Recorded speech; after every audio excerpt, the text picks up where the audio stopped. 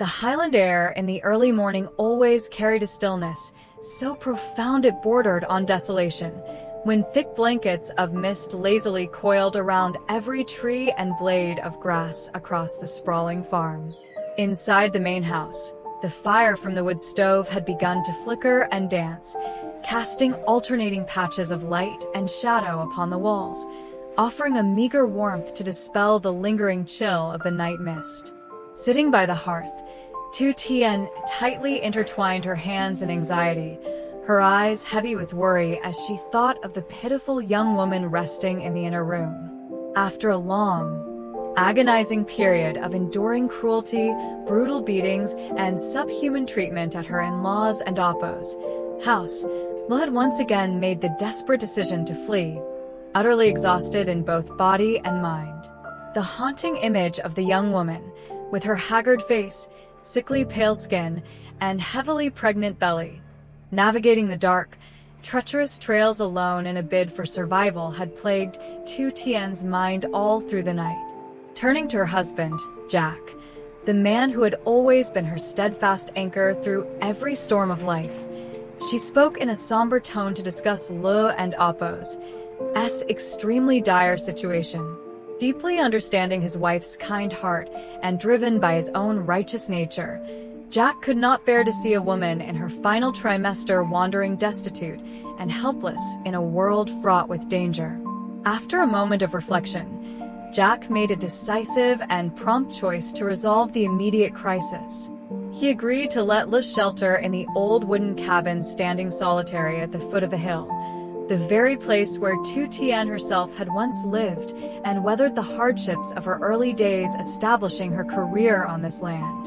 To ensure the unborn child and Oppo's health, Jack thoughtfully arranged for Lo to share their daily meals at their table, guaranteeing the essential nutrition required for an expectant mother.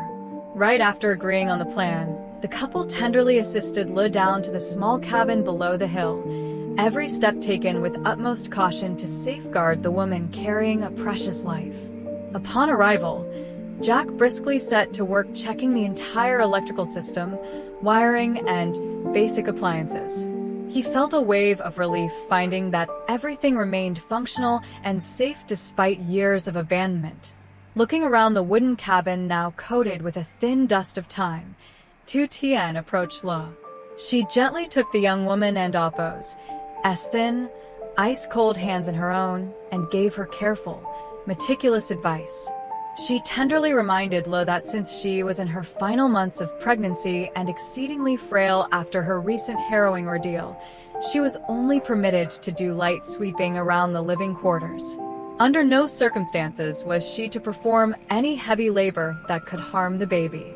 The kind-hearted woman further instructed that if any difficulties arose or if modifications were needed, Lo should patiently wait for her to return from the market to help, rather than overexerting herself. The genuine care and rare kindness of the farm owners touched the deepest, most wounded corners of Lo and Oppo's heart. Tears welled up and streamed down her gaunt cheeks, overwhelmed with gratitude for such warm humanity at her darkest hour of despair. However, that brief period of peace did not last long before storms once again gathered to haunt the unfortunate girl's life. One sunny afternoon, while bending down to clean a small corner of the porch in front of the cabin, Lo suddenly felt a chill run down her spine. Her blood ran cold as she caught the loud, aggressive sounds of smashing and destruction coming from the farm and Oppo's main gate. The raw instinct of a hunted prey made her instantly drop her rag.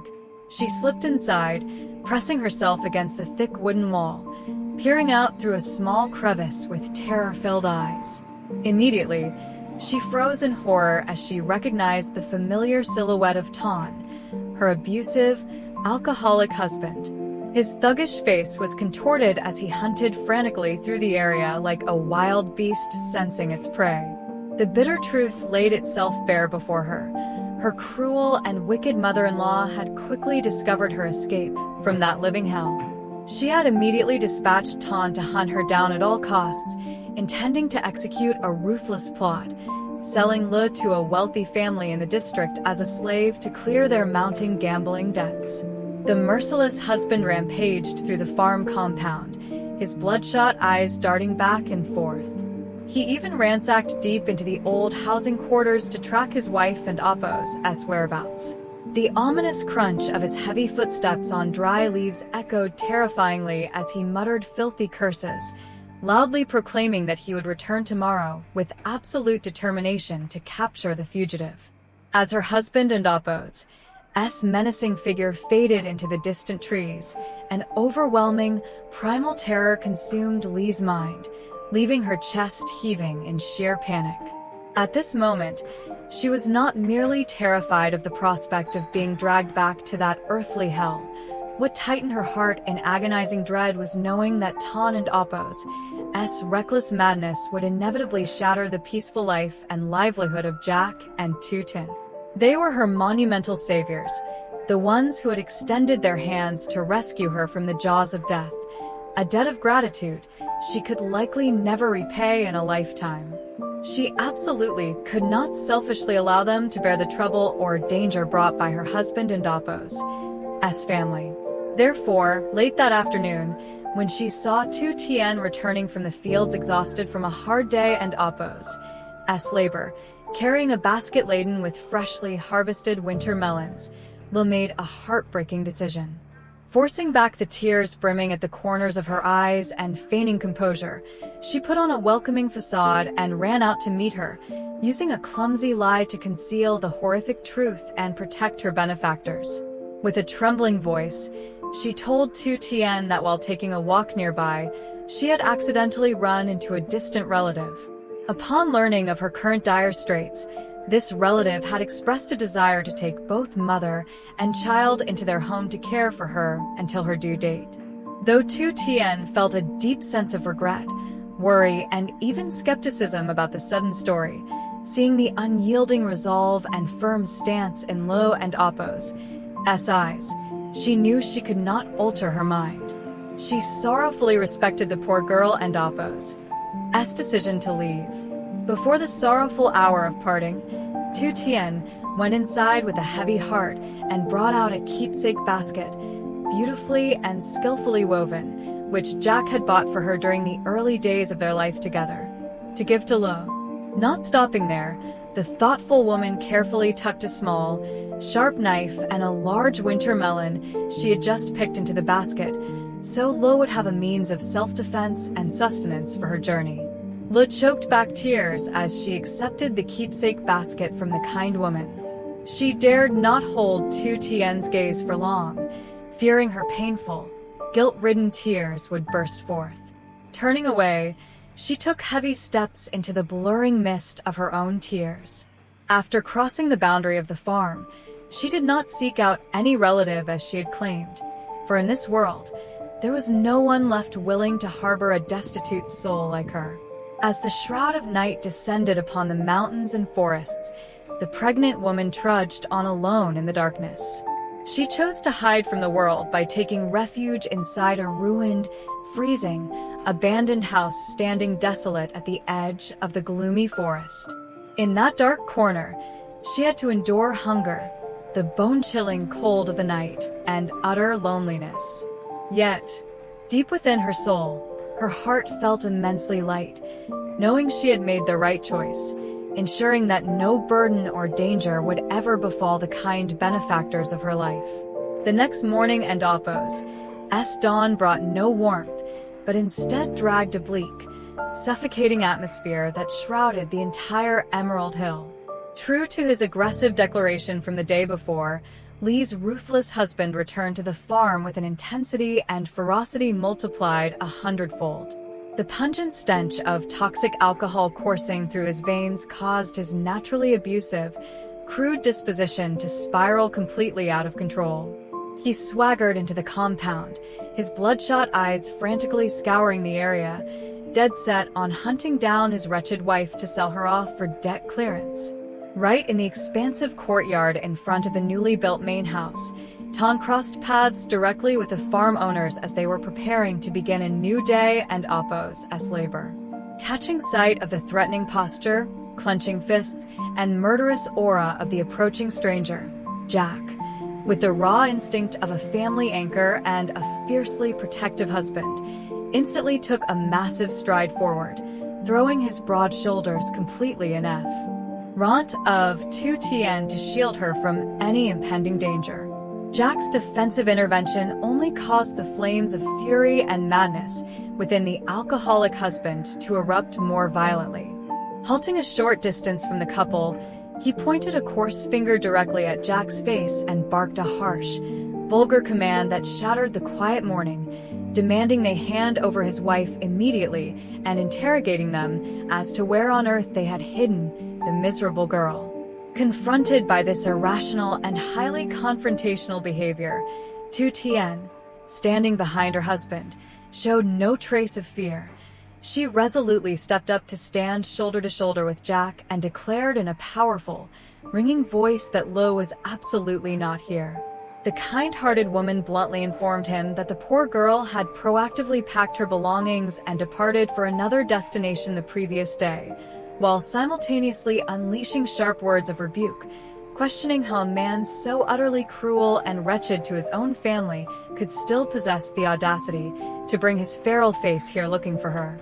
Echoing his wife, Jack maintained a strictly stern demeanor, deploying firm yet constructive language to command the drunken man to calm down immediately, restrain his behavior, and respect the laws of the land, so that Lee's life could finally know peace from this day forward without having to live like a hunted fugitive. However, all of these reasoned, deeply logical entreaties fell entirely flat against a brain thoroughly ravaged by malice and bitter alcohol. His ingrained brutishness and the heavy intoxication meant Tan could not process a single word. He flew into a maniacal rage, his entire body trembling violently as his bloodshot eyes webbed with venomous veins. He roared at the top of his lungs, threatening that if the couple refused to surrender the woman, he would not hesitate to torch their entire estate and turn the farm to ash. The moment that merciless ultimatum left his mouth, giving no time for a reaction, the violent man launched into a frenzied assault upon Jack. He swiftly snatched a massive, gnarled log lying discarded near the woodpile by the porch and swung it with all his might at the man before him. A horrific and vicious chaos erupted instantly in the middle of the once peaceful courtyard.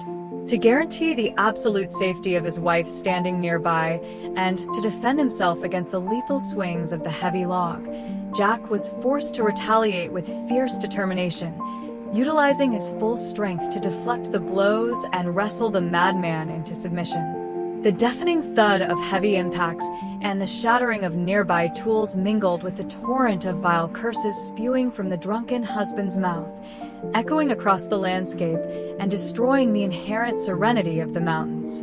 Witnessing this horrifying spectacle of violence unfold right before her eyes, Tu Tien stood frozen, her face completely drained of color from sheer terror for her husband and Appo's life.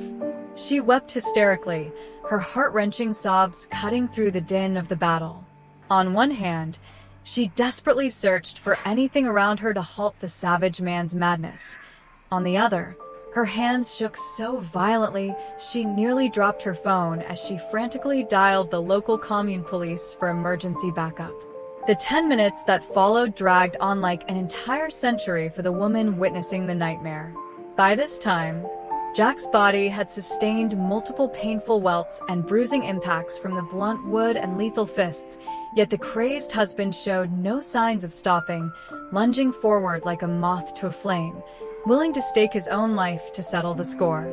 Just as the tension reached its absolute breaking point, the regular police force alongside the village security officers arrived at the scene, responding to the emergency call.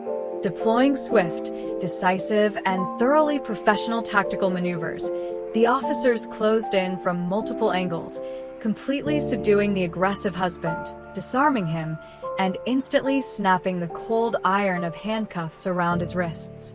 Tan was dragged away directly toward the police vehicle, helpless and muttering feeble curses, officially detained for investigation and strict prosecution under the law for intentional infliction of injury and disturbing public order. As the authorities and Oppo's vehicle faded into the distance, the farm courtyard gradually returned to its daily quiet, though the scene was now painted in a deeply somber and heavy light. Jack slumped down onto the steps of the porch.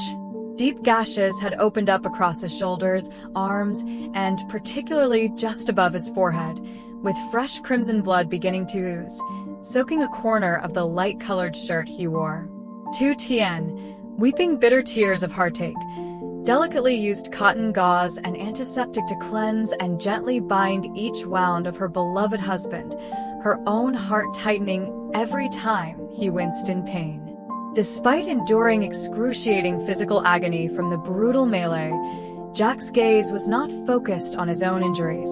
He directed his eyes toward the vast, distant mountain forests, his expression heavy with profound anxiety and deep contemplation over something of immense gravity.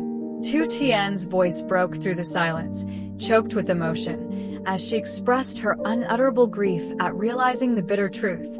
Lee's entire story yesterday about running into a relative and wanting to relocate was nothing but an act of pure selflessness.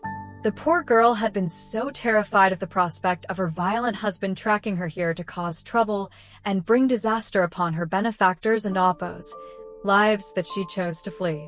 The thought of that pitiful, gentle girl, currently heavily pregnant and physically frail, now wandering or hiding in some pitch-black, forgotten corner of the deep, unforgiving wilderness caused the kind woman and Oppos' heart to shatter with sorrow.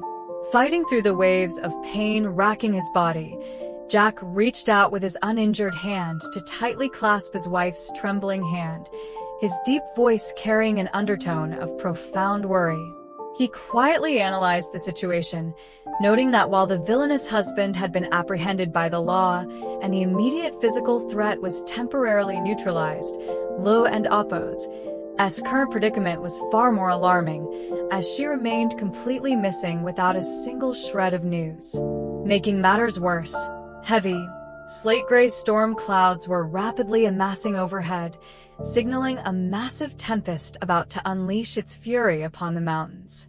It was terrifyingly uncertain how a lone pregnant woman, carrying an unborn child, could possibly survive and weather such a night. The husband and wife sat together beneath the porch, their eyes meeting, but their minds weighed down by an unutterable, boundless anxiety for the adrift, tragic fate of the poor girl they had taken in. Amidst a vast world fraught with dangerous perils, they could only wonder where Lee's fragile frame was bracing against the storms of life, and whether, with the fierce resilience of a mother, she could safely navigate this cruel adversity to find her way back to a true home, a place where people stood ready to love and protect both her and her child unconditionally. Xin chào mọi người đã quay trở lại với kênh của mình.